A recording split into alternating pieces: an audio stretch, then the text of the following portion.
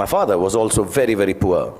He was unemployed and struggling to make ends meet for 15 years of my life that I had the privilege of knowing him.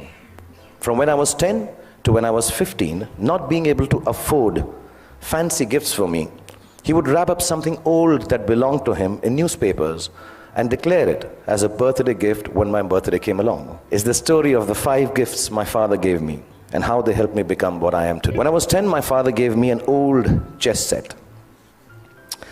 Chess is a reflection of life, they say, and as cliched as it sounds, it's probably true. The first thing it teaches you is that every move has a consequence, whether you perceive that it does or does not.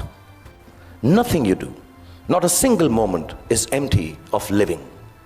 So think of things through, not always, but often enough, so your life does not feel as black and white and as uniform as the squares on a chessboard. Sometimes, in order to move forward, you might need to take a few steps back. And there's no loss in doing something that hurts in the short run, but proves worthwhile. One of the most precious gifts my father gave me was an Italian typewriter. To use a typewriter well, you needed diligence. One wrong letter, and the whole exercise had to be started all over again. So we had to learn how to move our fingers accurately, to make words out of thoughts with efficiency, and do it over and over again till we got it just right. As an adult, I have come to understand that there is nothing of more value than your capacity for diligence and your ability to work hard. If you can outwork your adversaries and your employees, you can ensure your own success in whatever it is you choose to do. Whatever you're doing, do it once. Then do it one more time, even more carefully. Practice will make everything seem easier. Be diligent, be thorough. Think of every job you do as the first one. So you have to get it right or you won't be able to impress everyone. And at the same time, do it as your last job, as if you will not get a chance to do it again ever. Don't just outwork yourself. Only parents clapping. In fact, you can outwork yourself. If you can outwork yourself, then pretty much nothing can prevent you from glory. Father gave me a camera. And the most beautiful thing about it was that it did not work. We all have those Leica ones, old ones, which don't work, look really cool. I learned that things don't always have to be functional to fulfill a need. That sometimes when things are broken, the greatest creativity emanates from their fragments. I found myself looking at my world magically through the unusable lens, and the fact that there was never any actual photograph to see taught me my most important lesson yet. That creativity is a process of the soul. It does not need an outcome or a product for the world to accept. It needs only the truth of its own expression. It comes from within and makes of your world whatever you wish it to make. So don't be afraid of your own creativity. My father was a funny guy.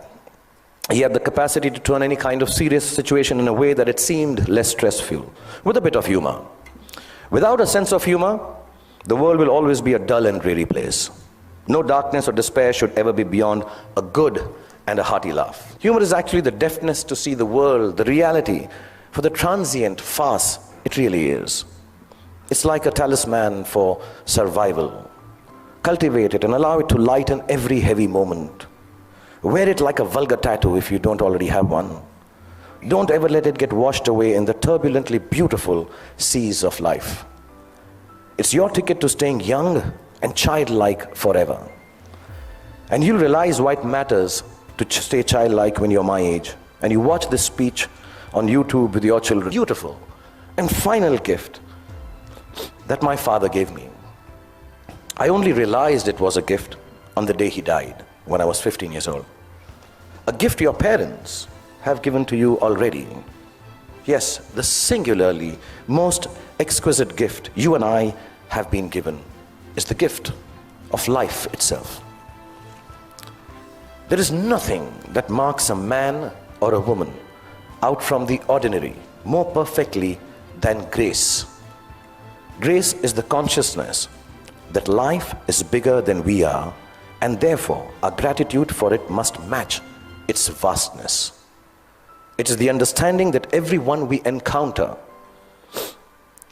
whether they are loving towards us, or offensively abrasive, is a human like we are. It is knowing that experiences shapes human beings, and no matter how good we are at something or how successful we may become, we are never better than the other person.